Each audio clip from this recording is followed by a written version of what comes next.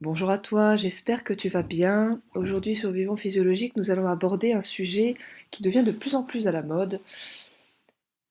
Et surtout, vous avez été nombreux à me poser les questions par rapport à ce sujet-là, justement. Vous avez vu que sur mon site, par exemple, vivonsphysiologique.com, ou sur mon compte Instagram, je publie régulièrement des recettes de desserts, par exemple, de desserts crus, de desserts sans cuisson. Et donc beaucoup me demandent si je suis crudivore, si je consomme quel est le pourcentage de cru que je consomme par jour, heu, est-ce que je suis voilà, est-ce que je mange 100 cru, comment je fais et cetera. Donc déjà, je tiens à préciser que je ne mange pas du tout 100 cru, loin de là. Mais il est vrai que j'ai augmenté depuis un certain temps, j'ai augmenté la part de cru dans mon alimentation, tant les vertus sont intéressantes pour la santé. Alors déjà être crudivore, vraiment, ça veut concrètement, ça veut dire quoi? Concrètement, c'est quelqu'un qui mange cru, mais pas forcément que cru, mais qui va avoir une grosse partie de son alimentation qui va être crue.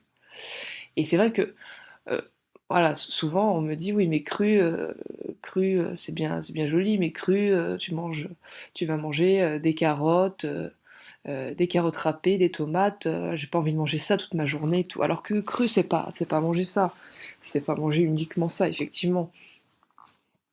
Manger cru, c'est concrètement manger cru, c'est un peu un état d'esprit, en fait. Bon, il y en a, ils en ont fait un petit peu une idéologie et ils mangent que cru, 100 cru et si on leur propose du cri, c'est du cru si on leur propose du cuit, par exemple, ça va être quelque chose, qu'il fallait surtout pas leur proposer. Mais la plupart de ceux qui mangent cru, ils sont pas dans cet extrême-là, bien évidemment. Ils vont consommer Manger cru, ça veut dire quoi? Manger cru, ça veut dire consommer des aliments, qui ne sont pas transformés. Consommer des aliments les plus bruts possibles. Consommer des aliments qui, viennent directement de la terre ou de l'arbre. Ça va être ça, consommer cru. Donc l'alimentation crue, bien sûr, c'est le fait de consommer des fruits. Le fait de consommer des fruits. En général, les fruits, on ne les cuit pas. Le fait de consommer des fruits. Ah, le fr que ce soit des fruits, qu'on aura découpés, qu'on aura mixés ou qu'on mange directement tels quels, c'est voilà, manger des fruits, c'est manger une part de cru. Et également donc manger des légumes. Alors manger des légumes crus, c'est que c'est un petit peu plus compliqué, dans le sens où pour certaines personnes, ça ne passe pas du tout au niveau digestif. Et donc je tenais à faire ce podcast par rapport à ça, pour vraiment préciser que le cru, c'est bien. Le cru, c'est l'alimentation. Manger ses aliments crus, c'est-à-dire manger ses fruits crus, manger ses légumes crus, manger ses oléagineux, ses graines crues, peut-être aussi un peu germées, manger de la viande séchée, par exemple, pour certains vont manger de la viande séchée. Également, par exemple, consommer des œufs, des jaunes d'œufs crus ou très, très, très peu cuits. Tout ça, ça fait partie ça fait partie d'une dynamique pour être en meilleure santé, heu, car le cru est l'alimentation de base de l'être humain. C'est-à-dire avant il y avait pas de cuisson. Donc avant il y avait pas de cuisson, donc tous les êtres humains consommaient du cru. Bon, très bien, à une période donnée, on est d'accord. Mais dans notre période actuelle, consommer 100 cru n'est pas donné à tout le monde. Il y a des personnes pour qui ça passe très bien. Il y a des personnes, pour qui, manger cru ne pose aucun problème et ils n'ont pas eu de phase de transition, qui les a fait souffrir. Pour d'autres personnes, et je fais partie de ces personnes, manger 100 cru n'est pas possible. Manger 100 cru pour l'instant n'est pas possible. Le corps n'est pas armé, heu, le corps de beaucoup d'entre nous n'est pas armé pour manger 100 cru. Nous avons encore besoin d'une part de cuit pour que la digestion se passe correctement.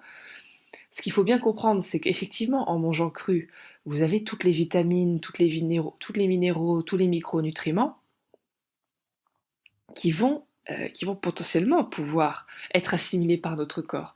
Mais si nos corps sont fatigués, si nos intestins sont abîmés, si nos organes sont épuisés, eh bien le cru, il va rentrer, il va sortir tel quel. On ne va pas pouvoir, on ne va pas pouvoir l'assimiler correctement parce que nos corps ne sont plus capables d'assimiler ce genre d'aliments-là. En tout cas, dans un premier temps. Car ce qu'il faut bien comprendre, c'est par exemple, bon, quand on va consommer des fruits crus, en général, l'assimilation peut être très facile. La digestion d'un fruit est très rapide et la composition du fruit, donc en fibres solubles et insolubles et en sucre, est très facile à digérer et très facile à assimiler. Pour certaines personnes, c'est un peu plus compliqué. Il y a certains fruits qui ne passent pas. Donc là aussi, il faudra faire très attention à ne pas consommer trop d'un certain type de fruits.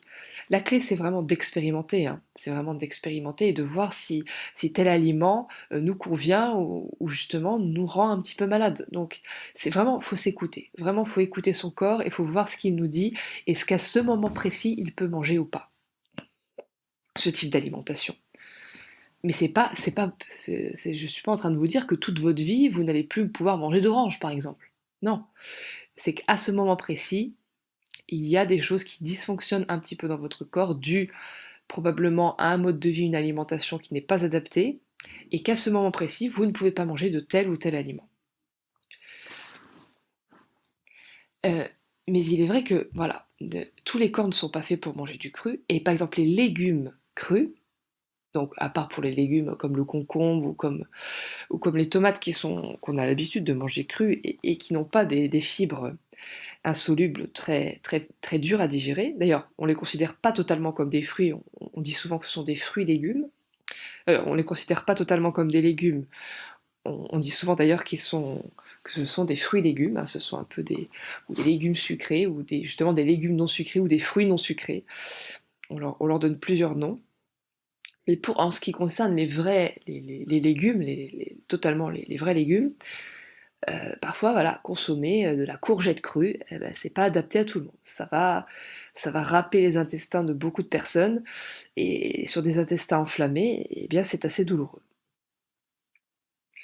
Donc, et effectivement, quand ils vont consommer ce type d'aliments, il va y avoir une courgette va avoir une nutrition incroyable. Mais ce qu'il faut bien comprendre avec les légumes, c'est que toutes ces vitamines, minéraux, micronutriments, ils sont enfermés dans ce qu'on appelle la cellulose. Et que lorsque nous mangeons une courgette crue, par exemple, le corps doit faire un effort supplémentaire et doit casser cette cellulose pour pouvoir extraire toute la micronutrition qu'il y a dedans. Pour ensuite que nos cellules, que notre intestin grêle puisse assimiler ces nutriments et que nos cellules puissent être nourries avec. Mais ce qu'il faut bien comprendre, c'est que nos corps fatigués, de nos jours, ont énormément de mal à justement casser cette cellulose, pour extraire toute la micronutrition. Et la plupart du temps, en tout cas au tout début, hein, si vous passez d'une alimentation dite classique à une alimentation totalement crue, dans un premier temps, le cru va rentrer, il va sortir. Et il n'y a rien qui va être assimilé parce que nos corps, enfin pour des personnes qui ont les intestins abîmés par exemple, ou qui sont épuisés et dont le corps n'est pas capable de casser la cellulose. Donc vraiment, hein, comme je dis souvent, manger cru n'est pas une fin en soi. Manger cru n'est pas une fin en soi. Le tout est de trouver une alimentation qui correspond à nos besoins du moment, à l'adapter par la suite avec notre évolution, avec l'évolution de notre santé. Mais il est important d'écouter son corps à un moment précis et de savoir ce dont notre corps a vraiment besoin. Bon, après, il est vrai que l'alternative pour manger des légumes crus, pour les personnes qui sont fatiguées, et les personnes qui sont épuisées, les personnes qui ont les intestins abîmés et enflammés, ça va être les jus. Bien sûr, la consommation de jus nous donne la possibilité de manger, de se nourrir d'aliments, de légumes crus, mais sans avoir à fournir l'effort de casser cette cellulose. Car c'est l'extracteur de jus en fait qui fait le travail à la place de nos corps fatigués, qui fait le travail d'extraction entre les fibres, qui va séparer entre les fibres et le jus. Et dans ce jus, il va y avoir toutes les vitamines et minéraux et les micronutriments du légume. Et c'est ça qui est très important. C'est ça qui est très important à comprendre. Donc, quelqu'un qui veut se diriger vers une alimentation plus saine, une alimentation où il va augmenter sa part de cru, je pense, doit passer par le stade des jus pour, justement, pour nourrir son corps de ces micronutriments dont les cellules ont cruellement besoin et permettre à son corps, peu à peu, avec le temps, parfois ça prend beaucoup de temps, mais il ne faut pas lâcher. Il ne faut pas lâcher, c'est un effort de tous les jours et du coup va permettre au corps de se reconstituer et de se réparer peu à peu, peu à peu, peu à peu avec cette nutrition.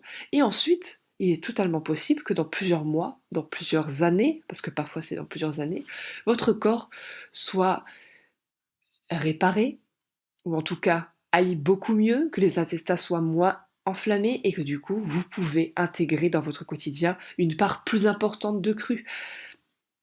Mais le but c'est vraiment d'avoir une meilleure santé. Le but c'est vraiment de consommer ce dont on a réellement besoin et ce dont notre corps a la capacité, euh, de pouvoir digérer.